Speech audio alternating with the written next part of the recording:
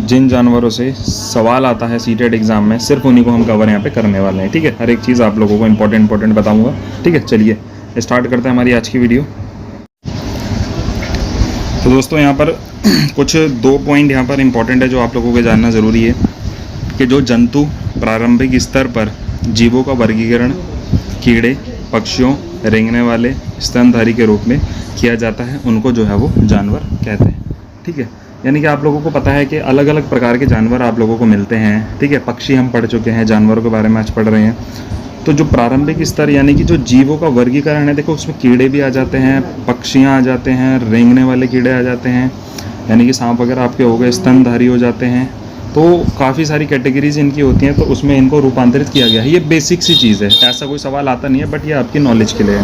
ठीक है, कुछ जानवर ऐसे होते हैं इनमें से जिनको हम पालतू बना लेते हैं। आप लोगों को पता है भाई, डॉग को हम पाल लेते हैं, कैट को पाल लेते हैं, गाय को पाल लेते हैं, भैंस को पाल लेते हैं, घोड़े को पाल लेते हैं, और काफ़ी सारे पक्षी ऐसे होते हैं जिनको हम अपना पेट बनाते हैं, पालते हैं।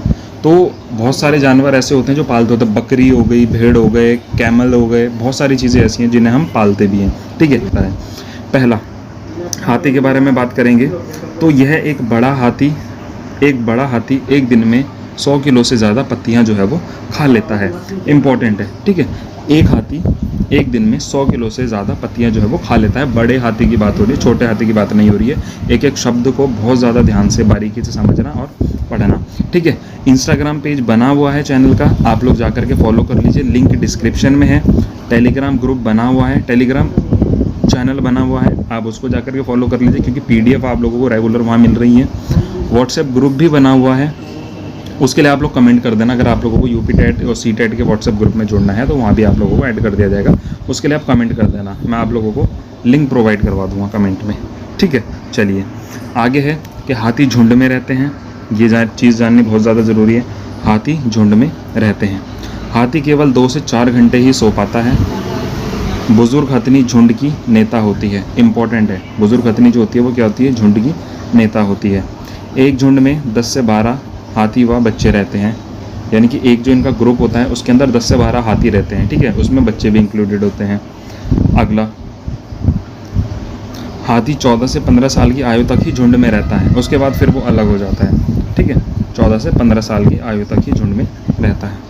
3 माह के हाथी के बच्चे का वजन लगभग 200 किलो जो है वो होता है।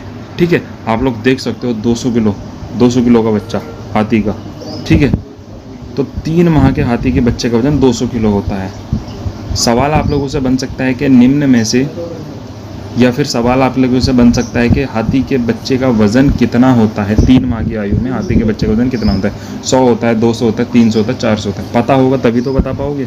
आइडिया तो सबको होता है कि बहुत ज़्यादा होता है, बट कितना होता है ये संख्या आप लोगों को ध्यान रखनी है। 200 किलो होता है। हाथी को पसीना नहीं आता है, इस चीज़ का भी आप लोगों को ध्यान रखना है कि हाथी को पसीना नहीं आता है। हाथी को केले बहुत पसंद होते हैं। क्या पसंद होते हैं? केले। और हाथी पृथ्वी स्थल में सबसे बड़ा स्तनधारी जानवर है। ठीक है, वैसे कहते हैं कि सबसे बड़ा कौन है? ब्लू व्हेल है, बट ब्लू व्हेल पानी के अंदर है। पृथ्वी पर कौन है सबसे बड़ा? हाथी है। ठीक है, एक चीज़ इसमें और ऐड कर सकते हो आप लोग कि हाथी को कीचड़ में खेलना बहुत ज़्यादा पसंद है। कीचड़ में, पानी में, इन चीज़ों में खेलना पसंद है, क्योंकि उससे उसके शरीर को ठंडक मिलती है। ठीक है, तो ये चीज़ भी आप लोग इसमें ध्यान रख सकते हैं। ठीक है, बेसिक चीज़ें। बाकी हाथी के बारे में आप लोग बहुत सारी चीज़ें खुद से भी जानते हो, तो सवाल इन्हीं क्वेश्चन से बनेगा। जो आप लोगों को पॉइंट दिए गए हैं, सवाल यहीं से बनना है, यहाँ से बाहर सवाल नहीं जाएगा। अगला है हमारा स्नेक, सांप। इसमें सबसे पहला आता है आप लोगों का कोबरा, जिसको नाग बोलते हो आप लोग। दूसरा आता है रसल वाइपर, जिसको आप दुबोइया बोलते हो। इसलिए मैंने इमेज भी लगाई हुई है कि ताकि आप लोगों को पता चलना चाहिए कि किसकी बात यहाँ पर हो रही है। अगला है यहाँ पर कॉमन क्रेट, जिसको आप करैत बोलते हो। कॉमन क्रेट जिसको आप करैत बोलते हो। और उसके बाद है 100 स्केल्ड वाइपर, जिसको कि आप अफई बोलते हो। ठीक है, 4 नाम ध्यान रखने हैं, सवाल बन जाएगा। तो भारत के अंदर 4 तरीके के जहरीले सांप होते हैं। सांप की कैटेगरी होती तो बहुत सारी है, बट इन 4 को मेजर तौर पर रखा यहाँ पर गया है जो सबसे ज़्यादा जहरीले होते हैं। नाग, दुबोइया, करैत और अफई। नाम ध्यान रखिएगा प्लीज़। ठीक है, अगला है कि सांप के काटने की दवा सीरम सांप के जहर से बनती है। यानी कि सांप के काटने की जो दवा होती है सीरम, वो सांप के ही जहर से जो है वो बनाई जाती है। ये इंपॉर्टेंट है, आप लोगों को ये चीज़ ध्यान रखनी है। अगला, सांप के 2 खोखले दांत होते हैं जिसके द्वारा वह जहर छोड़ता है। आप लोगों ने कभी देखा होगा कोई इमेज जिसमें सांप मुंह खोले हुआ है और 2 दांत उसके दिखाई देंगे आप लोगों को।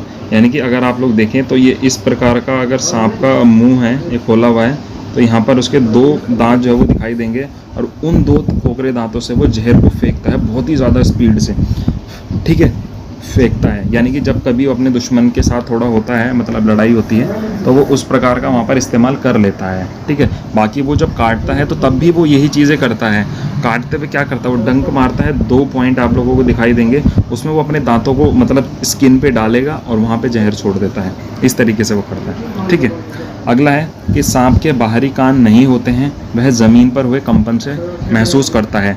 तो जो लोग बोलते हैं ना, क्योंकि ये मैं अपने गांव में भी देखता हूँ, बोलते हैं कि भाई बहुत आवाज़ मत करो, ये मत करो, वो मत करो, सांप सुन लेगा। भाई वो सुनता नहीं है, सांप के कोई कान नहीं होते हैं। वो क्या करता है, वो ज़मीन पर हुए कंपन को महसूस करता है, यानी कि वाइब्रेशंस को महसूस करता है वो, ठीक है। यानी कि वाइब्रेशंस को, भाई आपके जो वाइब्रेशंस महसूस करता है, क्योंकि वो ज़मीन से जुड़े हुए हैं, तो उनको बहुत लाइट वाइब्रेशन भी जो है वो सुनाई देती है। आप लोगों को लगता है कि आपने बोला और वो भाग गया, ऐसा नहीं है। उसे वो वाइब्रेशन महसूस होती हैं आप लोगों की चलने की, बोलने की, जिस वजह से वो आप लोगों को रिएक्ट करके दिखाता है, ठीक है। और जो ये आप लोगों के जो आपके जो बोलते हैं आप लोग सपेरे, जिनको आप लोग बोलते हो, उनके बारे में भी आगे मैंने मेंशन किया है। जिनको आप सपेरे बोलते हो, तो ये लोग क्या करते हैं, बीन वगैरह बजाते हैं, तो कोई उसकी धुन सुन के कहते हैं कि उसकी धुन सुन के सांप नाचने लग जाता है, कुछ ऐसा थोड़ी है। वो उसकी वाइब्रेशन महसूस करता है, उसकी वाइब्रेशन देख रहे होंगे कि भाई साहब ने सांप को गले में टांगा हुआ है और कुछ अच्छे से उससे बातचीत कर रहे हैं, दोनों हालचाल ले रहे हैं एक दूसरे का, ठीक है। इसको बोलते हैं कालबेरिया, ठीक है, कालबेरिया। ये एक जनजाति होती है जो कि सांप को पकड़ने का काम करती है या पालने का काम करती है, जिसको कि आप सपेरा बोल देते हो, ठीक है। तो इनको बोलते हैं कालबेरिया। ये सांप के डंक से पहचान जाते हैं कि सांप किस सांप ने काटा है, ठीक है। यानी कि सांप के डंक को देख के बता देंगे कि किस प्रजाति के सांप ने काटा है। कुछ ना कुछ अंतर तो होता ही होगा ज़रूर, तभी ये लोग उसको कैटेगराइज या पहचान पाते हैं, ठीक है। अगला है कि यह लोग अपनी बेटियों की शादी में सांप को तोहफे में देते हैं। देखिए कितनी अच्छी बात है, यानी कि ये सपेरे हैं तो ये बेटियों की शादी में सांप को तोहफे में दे देते हैं। अगला देखते हैं हमारे नेशनल एनिमल टाइगर को, ठीक है। टाइगर यानी कि बाघ, ठीक है। सबसे पहला पॉइंट, इंपॉर्टेंट पॉइंट, कि 1973 में नेशनल एनिमल टाइगर को जो है वो बना दिया गया था, क्योंकि बाघ का संरक्षण करना बहुत ज़्यादा ज़रूरी था। ये बहुत जल्दी विलुप्त होते जा रहे थे, संख्या कम रही थी, इसलिए नेशनल एनिमल बना दिया गया है। और 1973 तक, उससे पहले यहाँ पर लॉयन जो है वो हमारा नेशनल एनिमल हुआ करता था। पर जब देखा कि बाघ की संख्या कम हो रही है, इनके संरक्षण होना चाहिए, लोगों में जागरूकता होनी चाहिए, तो इसलिए इसको राष्ट्रीय जानवर यानी कि नेशनल एनिमल जो है वो बना दिया गया। और उसके बाद से अब लगातार इनकी संख्या में इजाफा हो रहा है। और एक डेटा है कि जिसमें सबसे ज़्यादा जो बाघ हैं वो मेरे आई थिंक, मुझे भी एग्जैक्ट ध्यान नहीं है, मध्य प्रदेश में पाए जाते हैं। सबसे ज़्यादा बाघ मध्य प्रदेश में पाए जाते हैं। तो आप लोगों को ये याद रखना बहुत ज़्यादा ज़रूरी है कि 1973 में इसको नेशनल एनिमल बनाया गया था, ठीक है। बाघ अपने शिकार का सही पता हवा द्वारा मूंछों के कंपन से नाप लेता है। देखिए कितनी तगड़ी टेक्नोलॉजी है इनके पास कि बाघ जो है वो अपने शिकार का पता अपनी मूंछों के कंपन से जो है वो नाप लेता है, ठीक है। इस चीज़ को आप लोगों को ध्यान रखना है कि ये क्या करते हैं कि हवा चलती है, उसमें इनकी मूंछों में कंपन होता है, तो उससे ये नाप लेते हैं कि इनका शिकार या जो है कहाँ पे है, ठीक है। अगला है कि बाघ का गुर्राना 3 किलोमीटर तक दूर तक सुना जा सकता है। ये आप लोगों को याद रखना है कि बाघ जब गुर्राता है, ठीक है, बाघ है ये, ठीक है, तो वो 3 किलोमीटर दूर तक उसका गुर्राना सुना जाता है जब वो गुर्राता है, ठीक है। तो 3 किलोमीटर दूर तक सुनाई दे जाता है, ठीक है। बाघ अंधेरे में हमसे 6 गुना ज़्यादा बेहतर देख सकता है। इंपॉर्टेंट सवाल है, ठीक है। जैसे कि चील और वल्चर का आपको लोगों को बताया था, बाघ और गिद्ध का, कि वो हमसे 4 गुना बेहतर देख सकते हैं, तो ये अंधेरे में हमसे 6 गुना ज़्यादा बेहतर जो है वो देख सकता है। ये चीज़ आप लोगों को याद रखनी है। अगला है कि बाघ मूत्र की गंध के द्वारा, बाघ मूत्र की गंध से दूसरे बाघ को पहचान लेता है, ठीक है। ये बाघ है, भाग नहीं है, ये बाघ है, ठीक है। थोड़ी सी लिखने में मिस्टेक हो जाती है, क्योंकि इसीलिए हैंड रिटन थोड़ा सा ज़्यादा सही लगता है मेरे को, कि बाघ मूत्र की गंध से दूसरे बाघ को पहचान लेता है। और यही कारण है कि पता चल जाता है। ये क्या करते हैं, ये अपना एरिया मार्क कर लेते हैं, ठीक है, ताकि दूसरा बाघ आए वो गंद को सूंघे और उसे पता चल जाए कि ये एरिया किसी दूसरे बाघ का है। तो ये अपने उससे यूरिन से अपना एरिया मार्क भी कर लेते हैं। चलिए अगला है स्क्वायरल यानी कि गिलहरी, ठीक है। तो गिलहरी के दांत हमेशा बढ़ते रहते हैं। दिख रहा होगा कितनी क्यूट सी है, आप लोगों को अपने आसपास दिखाई देती होगी ज़रूर, पेड़ों पर बैठी रहती है। तो इसकी खासियत है कि गिलहरी के दांत जो है वो हमेशा बढ़ते रहते हैं, यानी कि कंटिन्यूसली इसकी दांतों की ग्रोथ होती रहती है।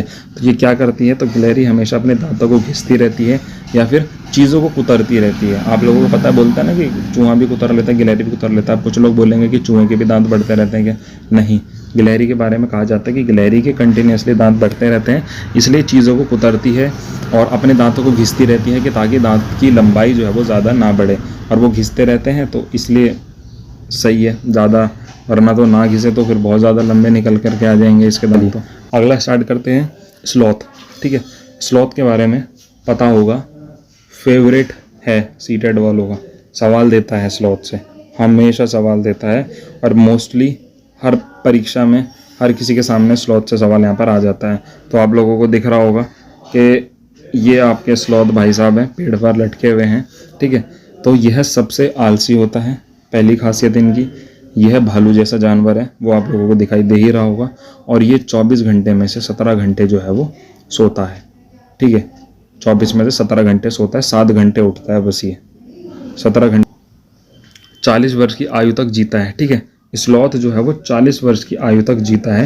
ये गलत लिखा हुआ है, यहाँ पे स्लॉथ लिखा जाना था कि यह जो है वो 40 वर्ष की आयु तक जीता है। अब आप लोग खुद सोचो कि 40 वर्ष की आयु तक ये जी रहा है, 17 घंटे दिन में सो रहा है, 7 घंटे ये लगभग जाग रहा है, क्या चल रहा है, ठीक है।